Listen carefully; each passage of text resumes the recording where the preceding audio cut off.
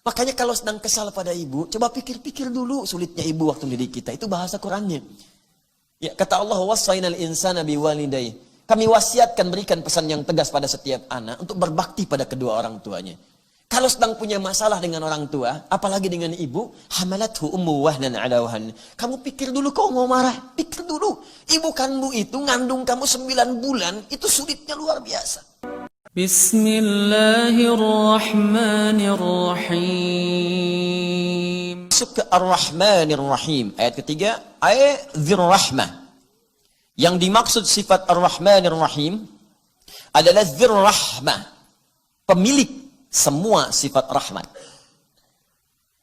Rahmat itu puncak kasih, perhatian dan sayang. Puncak kasih, perhatian dan sayang yang tanpa batas. Kalau dinisbatkan kepada makhluk, ya bukan khalik. Kalau dinisbatkan kepada makhluk, maka ada tambahan. Puncak perhatian, kasih dan sayang, yang dengan perhatian itu ia rela merasakan penderitaan, asal yang disayang itu merasakan kenyamanan. Kalau yang dimaksud makhluk, ya, tempat rahmat itu rahim. Perempuan punya rahim dalam perutnya. Kenapa dinamakan dengan rahim? Karena di dalamnya ada sosok yang sangat disayang, dikasihi, dan diberikan perhatian luar biasa. Sekalipun yang mengandung itu merasakan sakit untuk itu. Gak apa-apa sakit, yang penting yang dikandung ini merasakan kenikmatannya. Ya, silahkan tanyakan pada setiap yang mengandung. Saya melihat istri saya saat mengandung, juga mungkin istri-istri Anda yang Anda perhatikan. Atau tanyakan pada ibunda kita yang telah melahirkan kita. Saat mengandung, kata Al-Quran, wahnan ala wahnin. Quran surah ke-31 ayat ke-14. Sulitnya luar biasa. Piring kanan susah, kiri susah, telungkup mustahil. Ya. Baik, terlentang juga sulit. Tapi dipertahankan semua itu untuk apa? Supaya anak yang dikandung ini merasakan nikmat dan sayang. Makanya sebagian ahli hikmah mengatakan, ini cuma hikmah ya. Boleh jadi tinjauan lain itu bisa berbeda. Ahli hikmah mengatakan, kenapa yang terlahir dari bayi itu ketika keluar pertama kalilah tangisan dalam dirinya? Karena dia khawatir tidak mendapatkan kenikmatan yang sama ketika berada dalam rahim ibundanya. Atau ahli hikmah mengatakan demikian. Karena itu, kalau ada sifat rahmah, kemudian dinisbatkan kepada makhluk, maka itu puncak kasih, sayang, dan perhatian yang diberikan kepada seseorang atau satu pihak. Dan dengan perhatian itu, ia rela menderita untuk memberikan kenyamanan pada siapa yang diperhatikannya. Jelas? Makanya ibu kan seperti itu ya. Kadang-kadang ngutang dulu, minjam dulu, supaya anaknya lulus kuliah. Tapi nggak pernah ngasih tahu kalau itu pinjaman. Nggak apa-apa dicaci orang, nggak apa-apa datengin orang, nggak apa-apa ditagih orang, bahkan kadang-kadang diteror. Yang penting anaknya nggak usah tahu. Itulah ibu. Makanya kalau sedang kesal pada ibu, coba pikir-pikir dulu sulitnya ibu waktu didik kita. Itu bahasa Qurannya. Ya, kata Allah, wassaynal insana biwalidayhi. Kami wasiatkan, berikan pesan yang tegas pada setiap anak untuk berbakti pada kedua orang tuanya. Kalau sedang punya masalah dengan orang tua, apalagi dengan ibu, hamalathu ummu wahnan ala wahn. Kamu pikir dulu kau mau marah, pikir dulu. Ibu kandung itu ngandung kamu 9 bulan, itu sulitnya luar biasa. Berat kata Allah itu. Jadi kalau mau marah tuh pikir-pikir dulu. Saya tuh kadang sedih, kadang-kadang tuh pengen bertindak pada anak-anak sekarang itu yang dengan seentengnya aja memperlakukan ibunya. Karena gara-gara uang 10.000 ditendang kepala ibunya. Hanya karena uang 10.000 Anda bayangkan. Ada yang mengeksekusi, ada yang mencaci maki. Ini siapa sebetulnya? Kata Quran, kamu pikir-pikir dulu, ibu kamu itu 9 bulan ngandung di perutnya. Kamu dibawa-bawa kemana-mana. Ya, wahnan ada wahnin, sulitnya luar biasa.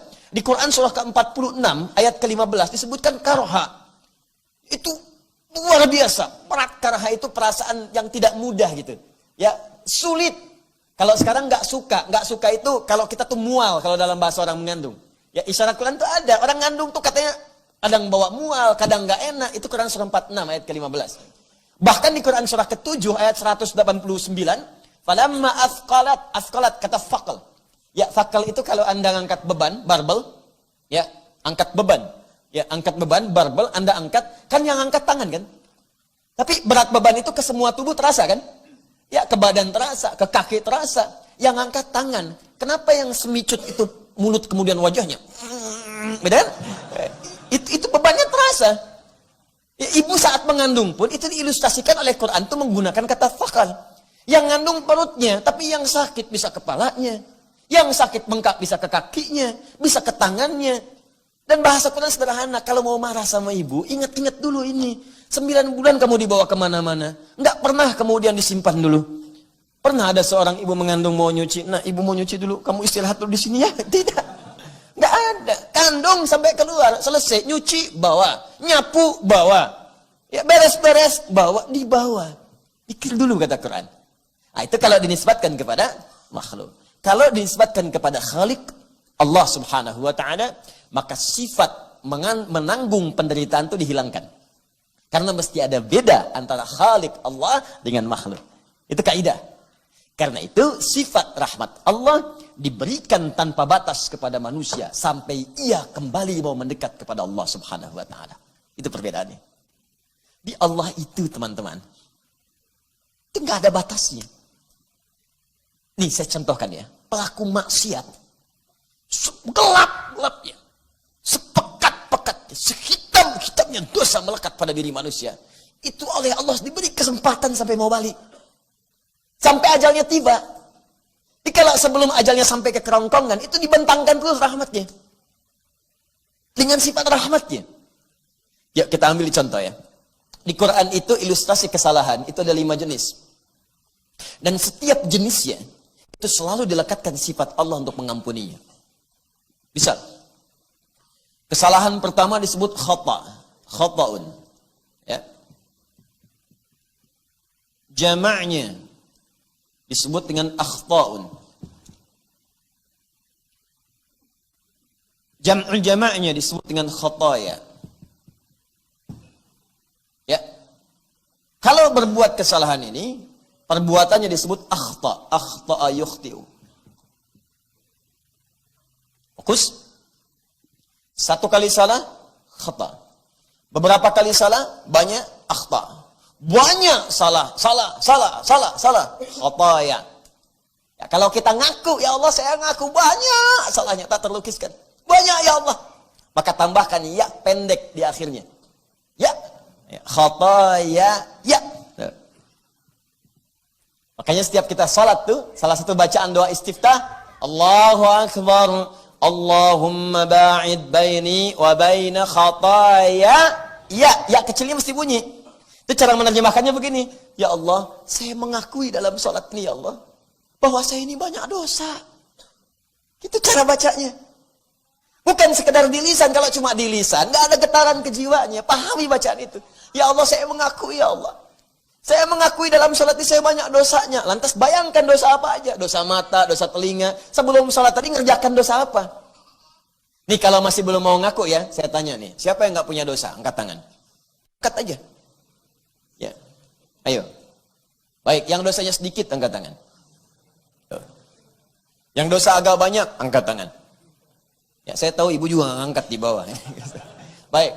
Siapa yang merasa banyak dosanya? Angkat tangan. Tuh, banyak. Dah, turun lagi. Kelihatan, nggak ngangkat pun di wajah udah kelihatan. Baik.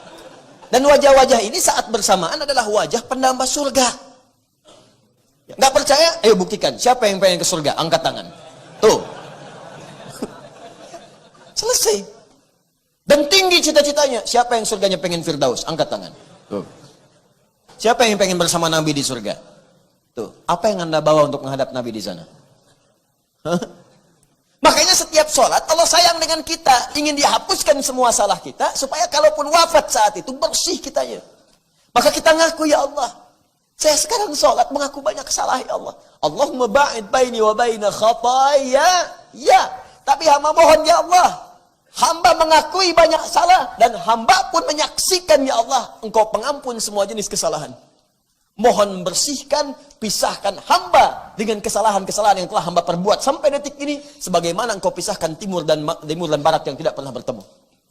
Jangan tampakkan saat di akhirat nanti ya Allah. Jangan tampakkan, karena nanti sekecil apapun kesalahan akan ditampakkan oleh Allah. Wa may ya'mal mithqala dzarratin syarran yarah. Dan sekecil apapun perbuatan salah sepanjang belum ditobati akan ditampakkan di akhirat. Jadi perbuatannya disebut akhta. Jika sudah terjadi kesalahan khata, agak banyak akhta, kemudian banyak lagi disebut khata, ya. Allah menurunkan satu sifat untuk menghapuskan ini semua. Disebut al-afu namanya. Al-afu. Nah, khata ini itu adalah kesalahan yang jelas salah. Walaupun sifatnya masih umum. Bisa jadi mengandung dosa, bisa jadi salah tapi belum tentu berdosa. Nah, contoh, subuh sekarang jam berapa? 4.32 misalkan. Baik, 4.32 itu subuh. Ada orang baru bangun jam 6. Bangun. Nah, belum sholat subuh. Salah tidak? Salah, jelas salah. Salah, belum sholat. Karena standarnya 4.32 itu siap-siap sholat. Dia jam 6 baru bangun, udah lewat syuruk. Udah lewat syuruk. Baik, nah sekarang salah tidak? Salah, dosa enggak? Belum tentu, John.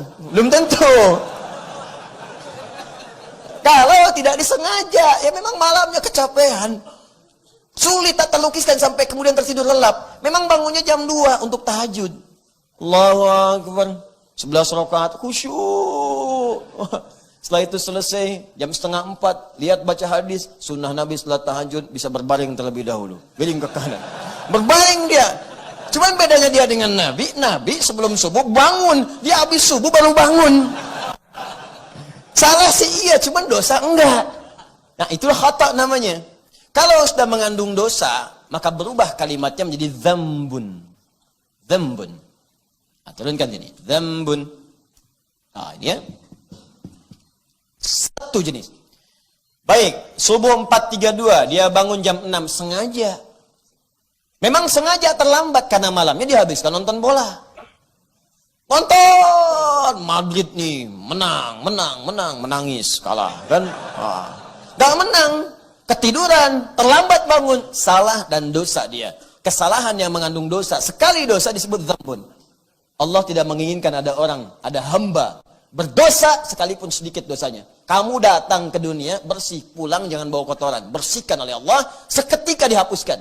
Maka diturunkan sifat yang kedua namanya ghafir. Ghafir. Muncul Quran surah ke-40 ayat ketiga. Ghafiriz dzambi wa qabilit taubi. Hei orang-orang yang pernah berbuat dosa, walaupun dosanya cuma sedikit, jangan merasa aman dengan dosanya. Ayo balik kepadaku, aku penerima taubat. Balik lagi ke jalan yang benar. Ghafiriz dzambi, aku ghafir, mengampuni dosa, walaupun engkau baru rasakan sedikit dari dosa itu. Dzambun, pasangannya ghafir. Quran surah ke-40, ayat yang ketiga. Nah, ada orang sudah terlambat bangun, dan ngajak orang lain itu nggak sholat. Ya dia terlambat, ngajak orang lagi malam-malamnya. Mau kemana? Tahajud. Tahajud kan besok-besok lagi. Ini pertandingan tuh menarik. Barcelona lawan Madrid. Ajak. Sudah dia ngajak orang lain, dia sendiri tidak mengerjakan. Maka muncul yang kedua lebih dari yang pertama. Dijamakkan bentuk dzambu jadi dzunub namanya. Dzunubun. Kalau levelnya sudah naik dari dzambun ke dzunub, maka Allah pun tidak akan membiarkan hambanya larut dalam dosa. Diturunkan sifat yang ketiga namanya Ghaffar. Ghaffar, Quran surah Nuh ayat yang ke-10. Faqultu astaghfiru rabbakum innahu kana ghaffara. Ghaffar. Kata Nabi Nuh, faqultu astaghfiru rabbakum, aku katakan pada umatku, minta ampun pada Tuhanmu, minta ampun. Tapi yang paling menarik, innahu kana ghaffara. Sungguh Allah punya sifat Ghaffar. Kenapa Nabi Nuh tidak mengatakan Ghafir? Karena umatnya sudah berkali-kali bukan sekedar kemudian mencela Nabi Nuh, tapi sudah ngancam, mencela, menghadik, banyak dikumpulkan dosanya, bukan sekali dosa. Tuh, begitu cara baca Qur'annya. Jadi kalau ada sifat Ghafar, artinya dosanya meningkat dari level yang pertama. Ya, pedasnya naik dikit, level 1, level 2, ya, naik terus, naik. Nah, sudah dia kemudian tidak sholat, ngajak orang tidak sholat dan mencela orang sholat. Ngapain sih ke sana? Si Adul masuk soleh, biarin aja ke sana, jangan. Udah, kita mau sini aja. Bisa, dia. Ayo sini, naik lagi. Namanya dzunubun ma'azulmi plus zalim. Dzunubun plus zulmun. Maka Allah turunkan sifat yang keempat, namanya Ghafurun. Ghafur. Terakhir, maaf ya. Orang ini Allahu Akbar. Dia profesional di bidang maksiat. Pokoknya nggak ada maksiat di bumi kecuali dia pernah mengerjakannya. Jadi kalau mendengar orang lain pernah mengerjakan, dia belum, gatal tangannya. Nggak bisa tuh, saya juga bisa itu. Seketika dia kerjakan. Langsung dia lakukan. Maka itu rumusnya bukan pakai dzunubun, bukan zulmun lagi. Sudah israf namanya. Israf, kelewat batas. Israf itu sudah berlebihan, lebih luar biasa. Prasmanan pernikahan, boleh sekali dia 10 kali. Israf. Nah, ada israf dalam dosa. Jadi semua organ tubuhnya udah nyobain dosa. Pokoknya khatamlah dosa tuh. Ya. Mata udah berdosa, telinga udah dosa. Maaf, lisan udah pernah dosa, sampai ke ujung kaki. Kan ada orang telinganya dosa, tapi mulutnya bersih. Ada orang mulutnya dosa, telinganya bersih. Ada orang ini semuanya dipakai buat berdosa. Israf. Tapi apa yang terjadi? Diturunkan oleh Allah kemudian sifat yang terakhir. Ketika memberikan yang terakhir ini nggak boleh ada batas, karena dosanya pun israf. Jadi kalau ada batasnya, berarti ada sebagian tak terampuni. Tapi kalau nggak ada batasnya, maka sebesar apapun, sebanyak apapun, sedalam apapun, sekotor apapun, itu nggak akan pernah ada batas untuk kembali diterima oleh Allah Subhanahu Wa Taala. Masih ingat tadi? Ketika Allah memberikan sebuah sifat, kasih sayang, perhatian, tanpa batas, disebut apa namanya tadi? Rahmah. Maka turunlah Quran surah ke-39, ayat ke-53. Quran surah ke-39, Az-Zumar, ayat 53. Qul, katakan Muhammad, ya ibadiyalladzina asrafu ala anfusihim. Muhammad katakan, infokan, beritahukan kepada hamba-hambaku, masih di aku hamba, Pak. Masih di aku hamba. Hei para pezina, hei yang pernah zina, hei yang pernah mabuk, hei yang pernah korupsi, hei yang pernah nyuri, hei yang pernah membunuh. Dengar kalimat ini. Kata Allah, engkau hambaku. Engkau hambaku. Itulah bedanya Tuhan dengan makhluk. Anda punya anak, jahatnya luar biasa, merusak nama keluarga. Sudah nggak terukur berapa kali nama Anda dirusak oleh dia.